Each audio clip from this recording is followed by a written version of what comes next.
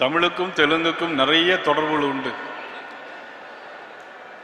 பாரதியார் தமிழை பேசுவதை போல புகழ்ந்து பேசியதை போல சுந்தர தெலுங்கனில் பாட்டிசைத்து தோணிகள் ஓட்டி விளையாடுவோம் என்று சொல்லியிருக்கின்றார்.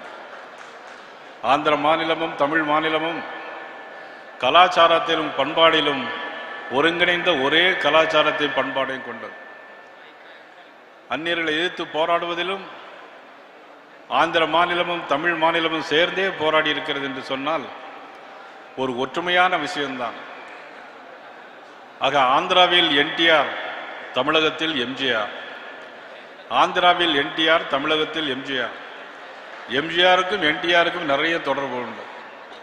அதே போல புதிய எம்ஜிஆராக புதிய வரவாக நமது பவன் கல்யாண் அவர்கள் இன்றைக்கு நம்முடைய பவனி வந்திருக்கிறார்கள். அவருடைய வரவு நல்வரவாக வேண்டும். 20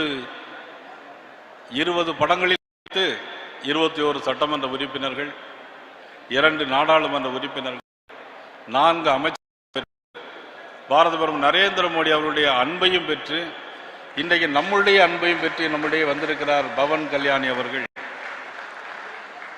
மிகவும் சந்தோஷமான ஒரு நாளாக, தேச ஒற்றுமை நாளாக நான் இதை நினைக்கிறேன்.